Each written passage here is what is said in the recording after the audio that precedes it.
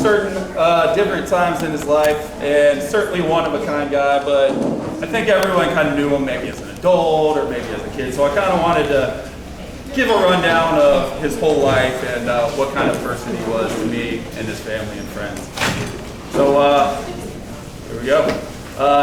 Tim was born the fourth child of my parents, Ronnie and Mary Kay McNeeley, born on September 11th, 1991. And really from the beginning, we knew that there was something special about Tim. So we knew this because Tim was born with two pretty extreme traits that would become recurring themes in his life. So one of them is Tim was larger than life in both a figurative and a literal sense. Just so everyone knows, Tim weighed 10 pounds and 6 ounces when he was born.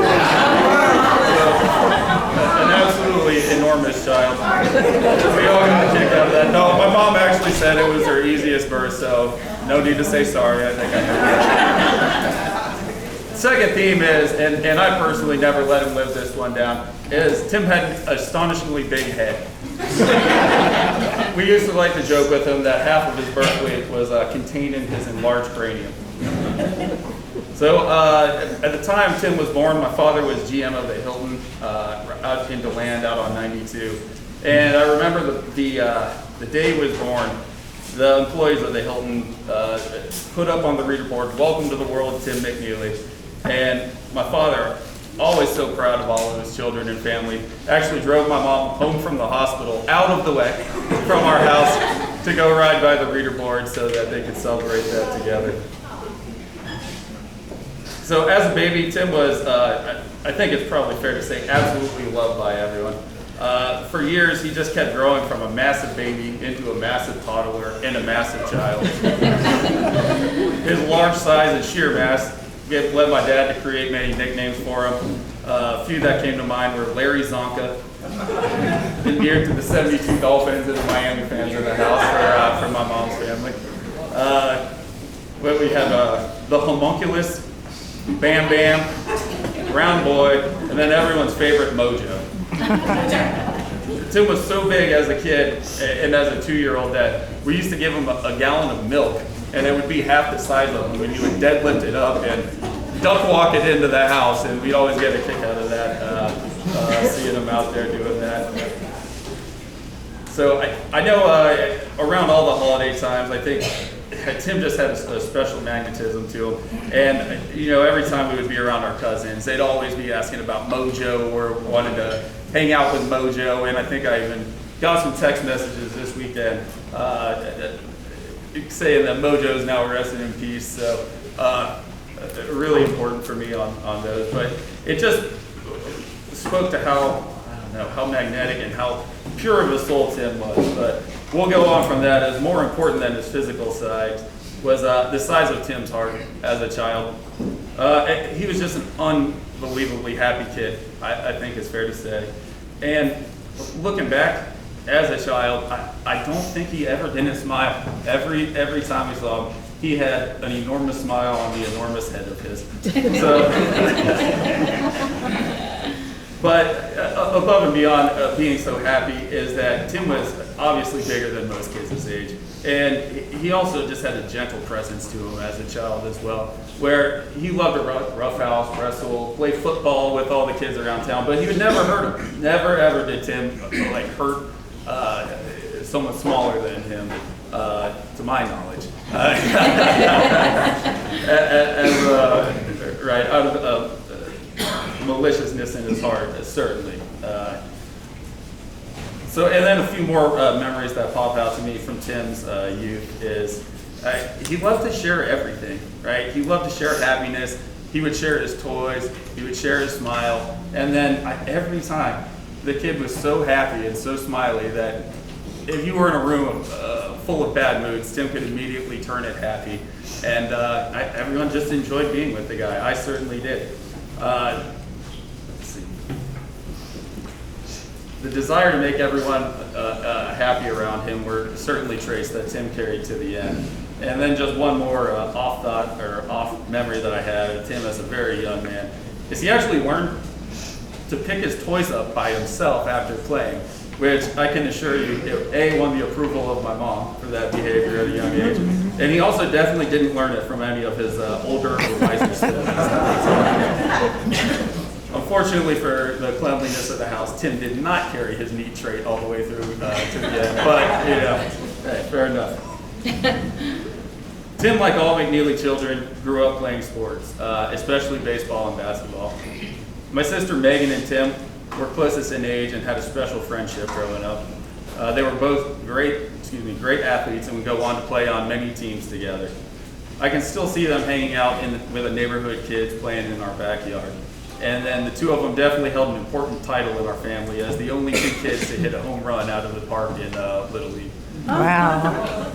And Tim was so good at baseball as a young man that he was on multiple all-star teams, and he even won the ever so prestigious Chumley Cup as the best baseball player in the greater Orange City area of Florida. But it was through sports that Tim also developed a very special relationship with my father. My dad coached many of my brother's teams, basketball teams especially, growing up over the years. And anytime he had a chance to watch Tim play baseball, he'd be there every time, without a doubt. In addition to athletics, my dad also taught Tim how to play pool, and the two of them shared a love of FSU football. I think it's fair to say that my father was truly Tim's hero in life. As Tim headed into school, I know my parents weren't worried about him fitting in the social aspects of life, but they were a little concerned about his scholastics as he was approaching a kindergarten age. It might be a little unfair, but Tim was huge, he was lumbering and always smiling and put off a slightly oafish air to his character as a younger man. So my parents would always try to get Tim excited about learning, but he always seemed at a younger age to gravitate towards his favorite movie and TV shows as a young man, Jaws and Baywatch. we always had a good laugh when Tim, as a 4-year-old, would tune in daily to watch reruns of Pamela Anderson, keeping the beaches safe for all of us.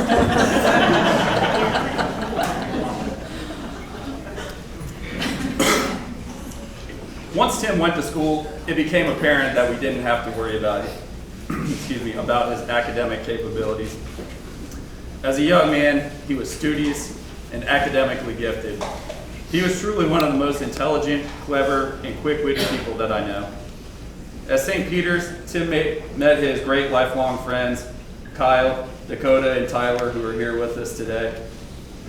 My brother progressed and excelled through elementary school, and he became one of, if not the most best-read individuals I ever met. In fact, in 5th grade, Tim read, on his account, close to 400 books to win a reading competition for kids his age in school. I do want to jump in here and say that Tim did have a considerable penchant for, let's say, enhancing a story. So I actually had to fact check him on this one, and I went to my mom, and we'll just let the number stand, I think. Now, Tim did read thousands of books in his life, ranging from philosophy, mind-bendingly difficult fiction reads tied into physics, metaphysics. He liked to read it all. Above and beyond a great reader is Tim was actually a very gifted mathematician as well. The father referred to it in the homily, but Tim was quite a gifted mathematician. And then later in life, to pass time and as a hobby, he mentioned that he actually did start reading astrophysics books with a goal of, I don't know what the goal was, to be honest. He claimed he had a theory that was going to change the world. I didn't doubt him.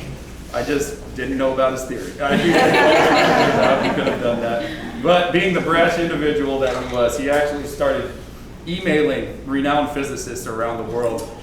And to his credit, some of them actually started emailing him back and giving him some loose guidance on where he might tighten up his physics theory. If anyone knows what it was here, feel free to read me in on it, and I'll tell you those. As Tim grew into an adolescent and young teen, he was quite literally the man.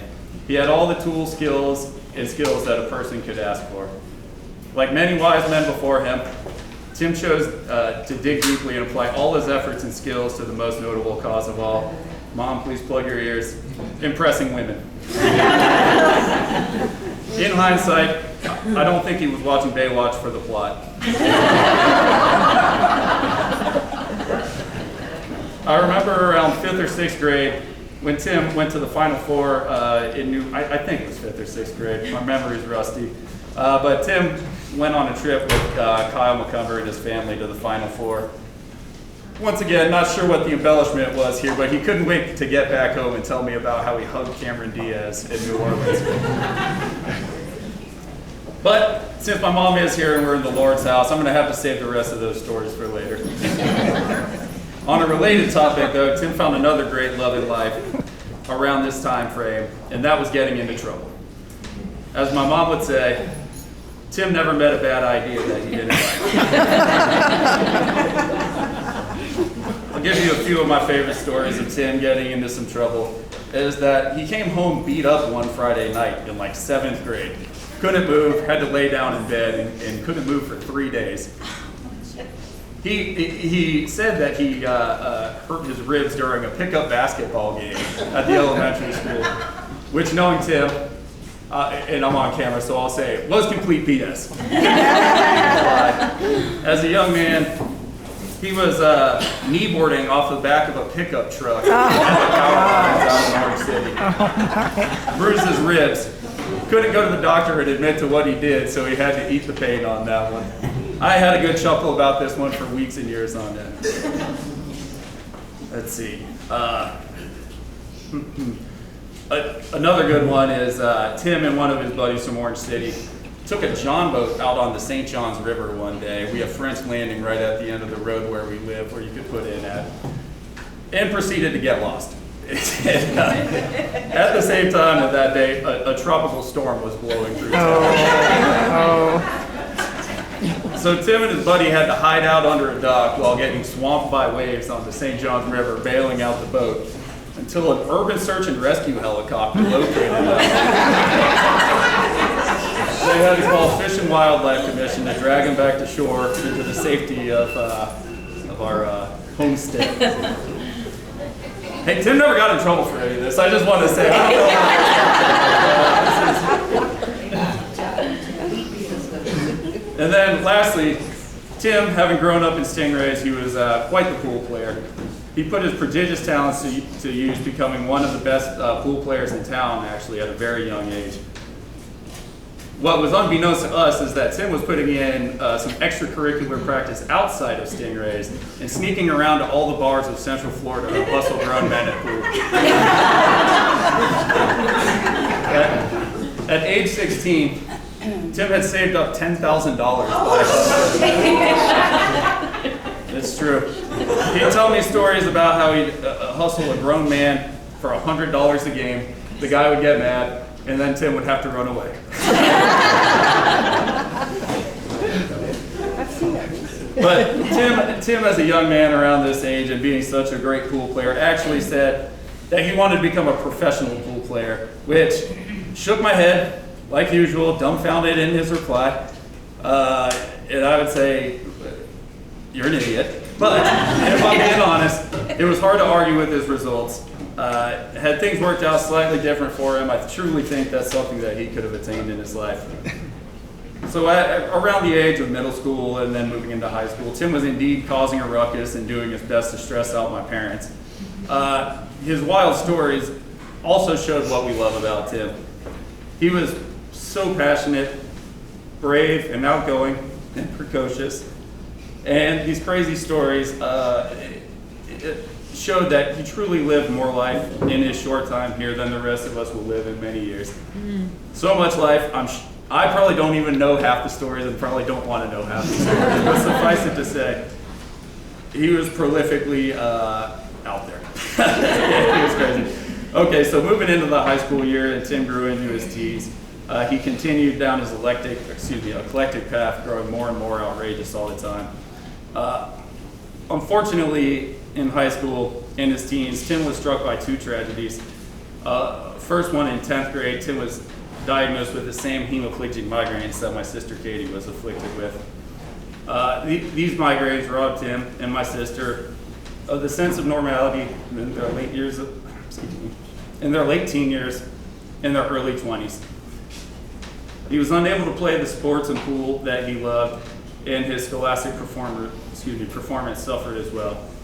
Tim would live with this affliction for years, and the symptoms would come and go in fits, and it was painful to watch such a promising young man who would recover and relapse due to issues outside of his control.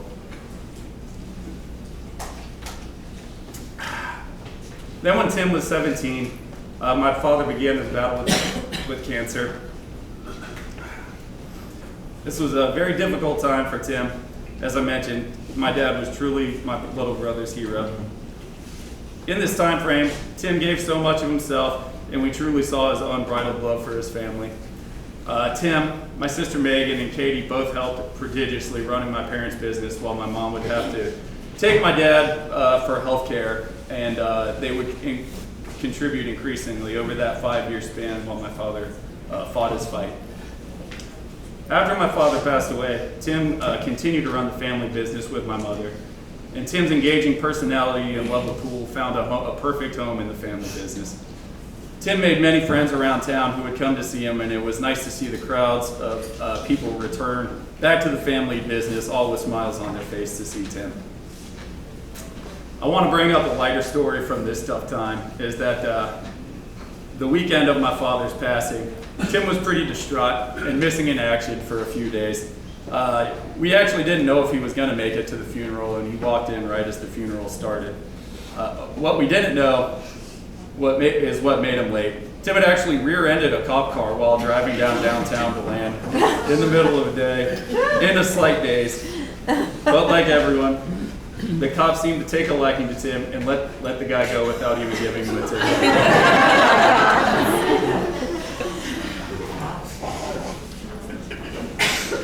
But after the passing of my father, the sad truth is, Tim lost a piece of his heart and soul that he never truly recovered from. Tim had latent mental issues that began manifesting in a more extreme manner as my father's health deteriorated. These are the issues that would eventually take Tim from us. I don't want to go too far down that path, as Tim's memory is so much brighter than any of the issues that he faced. I did want to give a huge thanks to the innumerable people who helped us with Tim over this time frame and his struggles. And I especially want to thank my younger sister, Mary T., and all my family, who loved Tim so much and sacrificed so much to help my little brother over the years.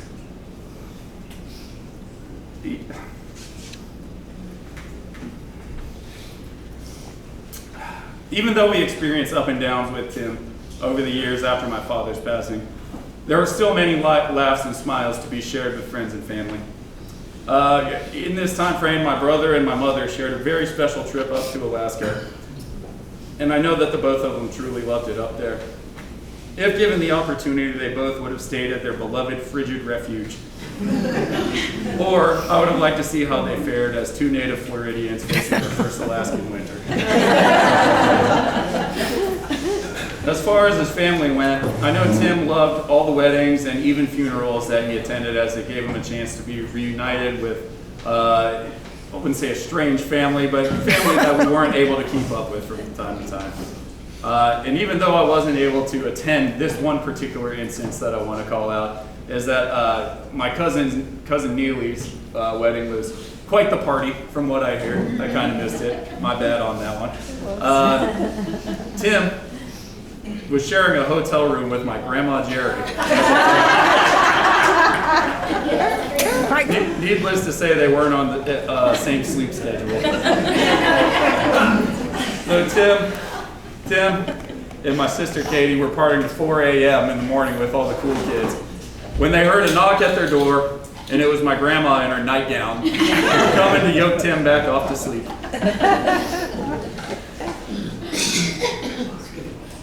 And then on a more personal level for me and Tim, after Stingray's closed, Tim started college around 2016. I had finished school by then, and we finally had more free time to hang out and get reacquainted as adults. In this time frame, I headed up to DeLand quite frequently to work in my mom's house. But if I'm being honest, the reason that I went up there all the time was to hang out with Tim. Mine and Tim's relationship was not built on great adventures, wild stories, or crazy acts, right? Our relationship was built on the fact that we could sit on the back porch, talk to each other all night long, and a smile would never leave either of our faces. If you added a couple beers, you might even find one of us asleep on the back porch the next day.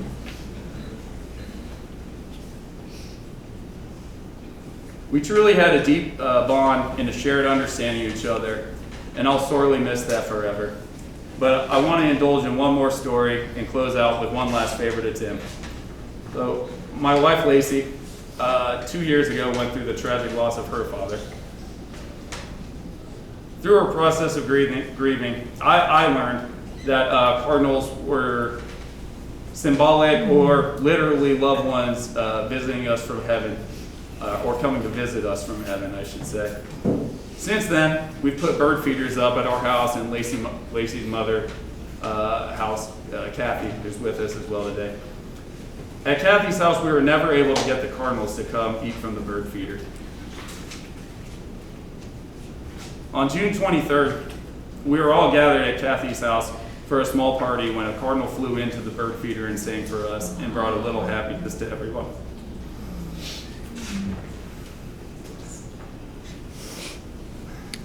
After lifting the spirits of everyone at the party, God's little messenger left us to fly back to heaven. And an hour later, my mother and sister called me and let me know the news of Tim's passing. I knew then that the cardinal was my brother and my best friend leaving this earth, coming to say goodbye one last time and bring one last smile to my face. He wanted to let us know that he left the pain of the world behind. And he was telling us not to be sad as he was finally reunited with all his beloved family members, and especially his hero, my father in heaven, and that they'd all be watching down to protect us until we can join them again one day. And then finally, he said to tell everyone the truth, that even though I teased him about it my whole life for having an enormous head, I actually have a bigger head than Tim. We love you so much, Tim. You'll be missed sorely, my great friend and my little brother. Thank you.